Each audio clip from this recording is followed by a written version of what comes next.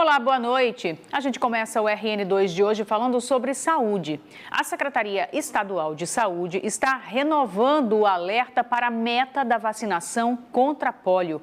85 municípios do Rio Grande do Norte estão abaixo de 50% em número de crianças vacinadas. Vamos falar ao vivo com o Geraldo Jerônimo, ele tem mais informações. Boa noite, Geraldo. É um número preocupante, sem dúvida nenhuma, né? Com certeza, Emily. Boa noite a você, boa noite a todos. No Rio Grande do Norte, a campanha nacional de imunização contra a poliomielite alcançou um índice de apenas 34% da cobertura vacinal aqui no Rio Grande do Norte. E essa campanha que segue até o dia 30 de setembro, para vacinar pelo menos 95% de crianças entre 1 e 5 anos de idade. Segundo informações de dados gerados pelo portal RN Mais Vacina, apenas 9 municípios conseguiram atingir a meta estabelecida pelo Ministério da Saúde, E outros dados também trazem que 88 municípios aqui do Rio Grande do Norte nem sequer atingiram aí 50% desse índice de cobertura vacinal. E outros 70 municípios estão aí entre 50% e 94%. Aqui na Grande Natal, na região metropolitana, o município de Extremóis é o que está com a situação mais, digamos, um pouco melhor, com 50% da cobertura vacinal. São Gonçalo do Amarante, seguida com apenas 27%, em Parnamirim 25%, Macaíba com um percentual de 24% e a capital, Natal, continua apenas com 18,48% de crianças vacinadas contra a polio. Emily.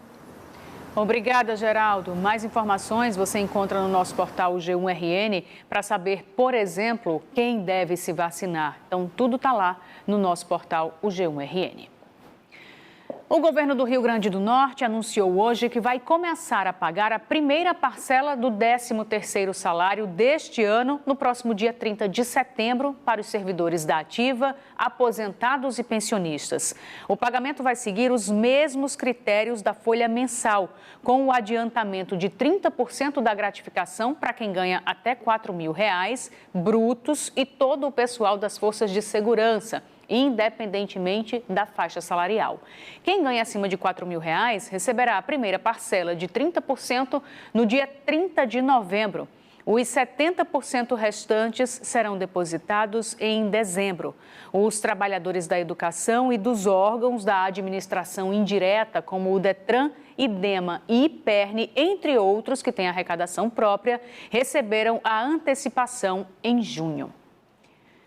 O Exército começou a instalação de uma ponte temporária sobre o trecho da BR-101 Norte, entre Natal e Extremóis, onde uma cratera se abriu na noite do último dia 13 de setembro. A expectativa é de que a estrutura seja liberada para o tráfego na tarde de amanhã. Seu Francisco imaginava que, pelo menos de moto, conseguiria passar pelo bloqueio da BR-101 Norte, mas não teve jeito, precisou fazer um desvio. Eu não estava sabendo da interdição, aí por isso que eu vim por esse lado. Mas eu estou andando mais pelo outro lado de lá, sabe da lagoa? Entendi. Aí eu estava achando que estava dando para passar a moto, aí por isso que eu tentei vir por aqui. Desde a noite da terça-feira, último dia 13, após um caminhão guincho e uma motocicleta caírem na cratera que se abriu na BR-101, entre Natal e Extremóis, o trecho está bloqueado para passagem de veículos. Mas no sábado, dia 17, o Batalhão de Engenharia e Combate do Exército começou a construção de uma ponte temporária que dará passagem a veículos leves, carros de passeio e motocicletas. Não há ainda previsão de quando essa região possa ser liberada pelo DENIT para que o fluxo de carros possa passar aqui normalmente, sem a utilização dessa ponte temporária. Inclusive, os homens do Exército deverão também realizar aqui a organização dos carros com um sistema de pare e siga. A estrutura de ferro com pranchas de madeira deverá ficar montada até o DENIT concluir as obras de reconstrução do trecho. De acordo com a coordenação da obra provisória realizada pelo Exército, a previsão é que o local seja liberado para a passagem dos veículos até a quinta-feira, dia 22. E a ponte Nilton Navarro, que liga as zonas norte e leste de Natal, É um dos desvios sugeridos pela Secretaria de Mobilidade Urbana de Natal durante uma outra obra, a obra na Avenida Felizardo Moura. Hoje, a ponte ganhou uma faixa reversível que deve funcionar dependendo da necessidade. Vamos até lá então saber como é que está a movimentação ao vivo e para Sérgio Henrique Santos contar para a gente como é que vai funcionar essa reversão. Sérgio, boa noite. Oi, Emily, boa noite para você, boa noite Rio Grande do Norte. Nós estamos aqui na cabeceira da ponte Nilton Navarro, do lado da Praia do Forte, no sentido zona norte da ponte Nilton Navarro. O movimento por aqui é bem tranquilo. Neste momento, a faixa reversível não foi implantada pela STTU. A secretaria informou que durante as obras lá na Avenida Felizardo Moura, a faixa reversível poderia ser uma opção a ser adotada tanto na ponte de Igapó quanto aqui na ponte Nilton Navarro. E nesse horário, que é o horário de maior fluxo para as pessoas que seguem aqui da Zona Leste, de onde nós falamos e nós estamos, até a Zona Norte, que é do outro lado da ponte, nos horários de pico, esse acessório poderia ser utilizado, né? O uso da faixa reversível. Mas nesse momento não é necessário aqui, a Secretaria não precisou fazer, porque o fluxo está bem tranquilo por aqui, as duas faixas do lado direito e também as duas faixas do lado esquerdo. Mas nós preparamos uma reportagem que explica como vai funcionar essas faixas reversíveis e vocês conferem agora aqui no RN2. Estamos na rua Conselheiro Tristão, no bairro da Ridinha, na zona norte de Natal. E neste momento nos aproximamos do complexo viário da Ridinha, onde acontece esse desvio para que os condutores acessem a faixa reversível em direção ao bairro da Praia do Meio. Neste momento, a gente registra que o desvio ele é feito através de uma abertura no canteiro central para que os veículos que saem da rua Conselheiro Tristão consigam acessar por essa faixa a ponte Nilton Navarro em direção à Praia do Meio. As duas faixas que tradicionalmente são utilizadas para realizar esse percurso estão sendo destinadas aos veículos que saem da Avenida Doutor João Medeiros Filho, que é uma via que liga diversos bairros da região. Notamos que nesta terça-feira o fluxo de veículos é intenso, mas não há retenção no momento. Vamos subir agora a ponte. Notamos que há uma certa fila no sentido inverso, ou seja, de quem está indo em direção à Zona Norte, mas o trânsito está fluindo normalmente. A faixa reversível segue até a Avenida Café Filho, na altura da estátua de Iemanjá, na Praia do Meio. Segundo a STTU, a faixa reversível não tem um horário específico para funcionar. Essa medida vai funcionar de acordo com a demanda, de acordo com o fluxo de veículos. Um vídeo registrado por câmera de segurança mostra o momento em que passageiros pulam de um ônibus desgovernado ontem à noite, no bairro de Mãe Luísa, em Natal. As imagens mostram um momento em que o ônibus que estava parado na rua Guanabara, em Mãe Luísa, zona leste de Natal, perde o controle e desce de ré, na contramão da rua. Nos primeiros segundos, é possível ver dois homens descendo do veículo já em movimento. Em seguida, uma mulher de 25 anos também pula do ônibus, se desequilibra e cai, batendo a cabeça em uma calçada. O veículo tinha aproximadamente 30 passageiros, inclusive crianças e idosos.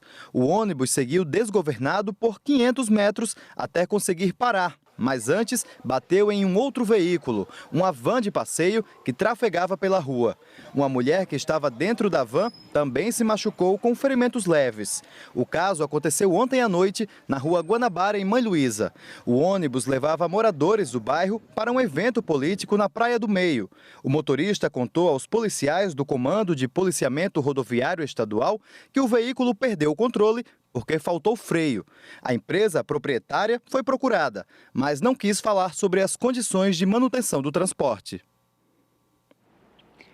O servidor público Anderson Cleito Bezerra da Silva foi condenado a 24 anos de prisão pela morte da ex-companheira Februsca Emanuele Ferreira, de 34 anos.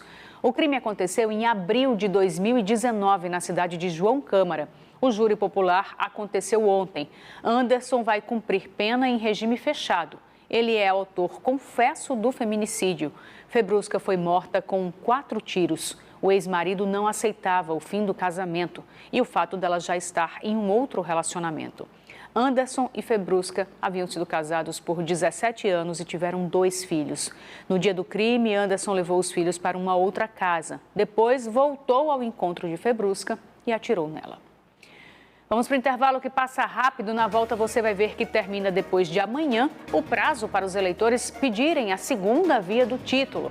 Mais detalhes depois do intervalo, imagens ao vivo da movimentação na ponte Newton Navarro.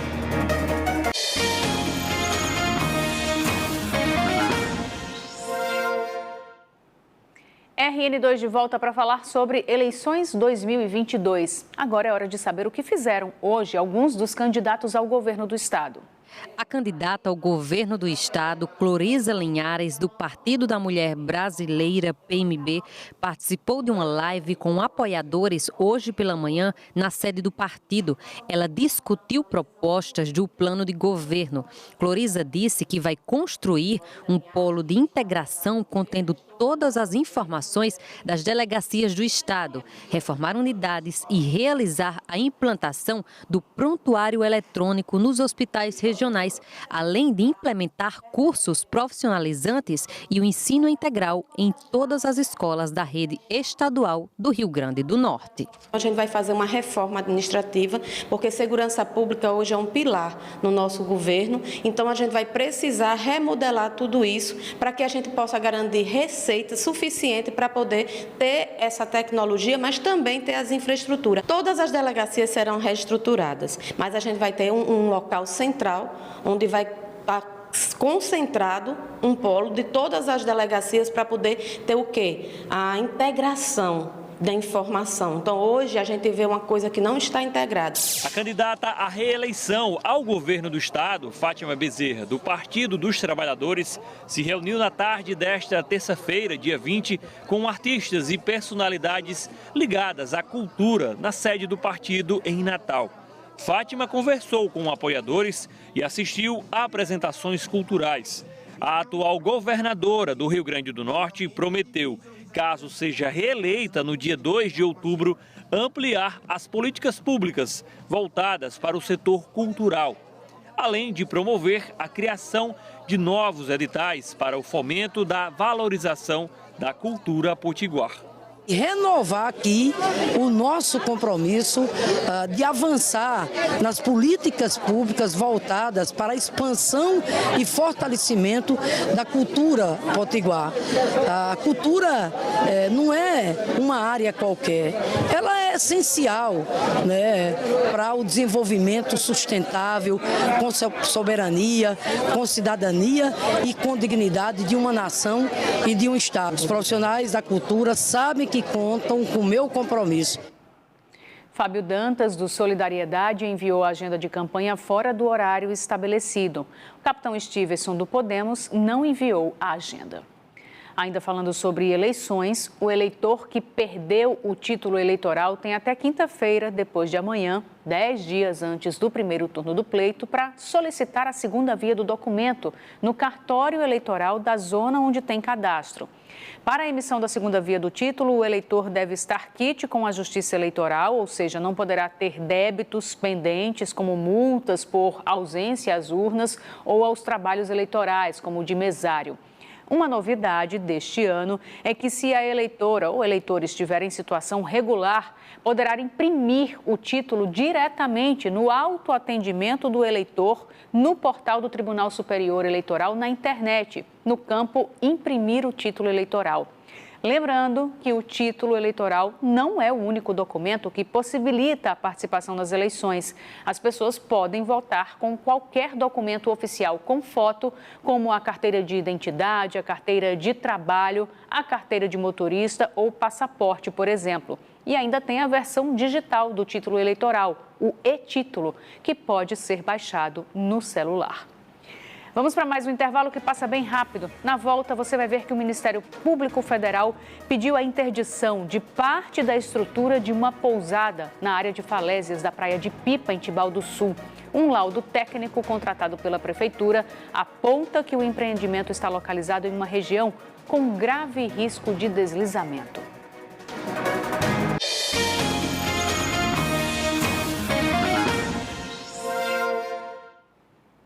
O Ministério Público Federal pediu a interdição parcial de uma pousada na praia de Pipa, em Tibau do Sul, que fica próxima à borda de uma falésia. Segundo o laudo técnico, há risco de desabamento. O estudo técnico foi contratado pela Prefeitura de Tibau do Sul e serviu como base para que o Ministério Público Federal pedisse a interdição parcial da pousada próxima à borda das falésias da Praia da Pipa. O laudo técnico atesta grave risco de deslizamento. As fotos feitas pelos engenheiros mostram fissuras nas paredes de um dos apartamentos e do muro que dá acesso à escadaria, que já está interditada. A piscina e o deck da pousada estão no limite da borda da falésia e podem desmoronar, segundo o documento. A piscina tem rachaduras e também há no local tubulações de esgoto com origem e destino desconhecidos. A medida é necessária porque, segundo o Ministério Público Federal, é iminente o risco à vida e à segurança das pessoas, funcionários e também os hóspedes da pousada, além também dos banhistas que estejam na zona de praia abaixo do empreendimento na Praia da Pipa. Em novembro de 2020, uma família morreu após o desmoronamento de parte de uma falésia na Praia da Pipa. Desde então, a área está constantemente sendo monitorada e vistoriada por órgãos ambientais e pela Defesa Civil de Tibau do Sul.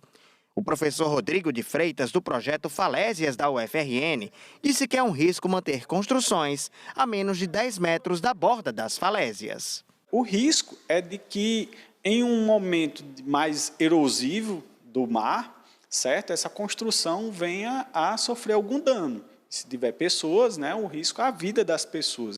Em Pipa, as áreas de maior risco, segundo o professor, são as falésias das praias do Centro e Baía dos Golfinhos. As conclusões são de uma área de risco em torno de 5 a 10 metros na parte de baixo, na parte inferior da falésia, em função da queda de material que pode atingir as pessoas, e na parte de cima, uma faixa de 10 metros, porque pode ocorrer um movimento de massa e as pessoas que estejam ali próximo à borda da falésia podem também ocorrer algum acidente com elas.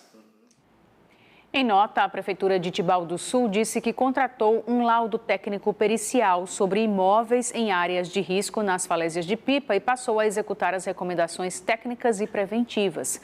Segundo a Prefeitura, um dos empreendimentos vistoriados não permitiu o ato de interdição parcial pela Defesa Civil, baseado em uma decisão judicial. A Prefeitura disse que foi feito um boletim de ocorrência e que o Ministério Público Federal foi informado da desobediência. A companhia aérea Azul vai ampliar a oferta de voos para o período da alta temporada e o Rio Grande do Norte terá um aumento de 42% na malha aérea regular entre dezembro de 2022 e o fim de janeiro de 2023. Serão 16 mil novos assentos neste período. De acordo com a companhia, o estado receberá voos adicionais partindo de Belo Horizonte, Campinas, Curitiba e Foz do Iguaçu. O G1RN lançou uma página especial com muito conteúdo para os estudantes que vão fazer o Enem 2022. A página especial de Boa no Enem já está no ar, com muitas dicas para auxiliar os estudantes nas provas. Com um conteúdo diferenciado e exclusivo, o projeto traz notícias, dicas de professores, videoaulas e simulados, além de orientações para que o estudante chegue ao dia da prova com a cabeça pronta para aprovação. E esse ano de Boa no Enem terá mais uma vez uma plataforma especial para a correção de redações, para os estudantes testarem as habilidades da escrita. Um tema será disponibilizado e as redações enviadas serão analisadas e corrigidas por uma equipe de professores. E nós já publicamos uma matéria com dicas de como escrever uma redação impecável. As provas do Enem acontecem em 2 fins de semana, nos dias 13 e 20 de novembro. O Rio Grande do Norte tem 86 mil inscritos para o Enem 2022, 18% a mais do que em 2021. Para conferir a página especial de Boa no Enem, é só acessar o nosso portal, está tudo lá no g1.com.br/rn. O RN1 desta terça-feira fica por aqui. Outras notícias do estado agora mesmo no nosso portal o G1RN. E amanhã, bem cedinho, às 6 da manhã, no Bom Dia RN. Ótima noite para você, obrigada pela companhia e até amanhã.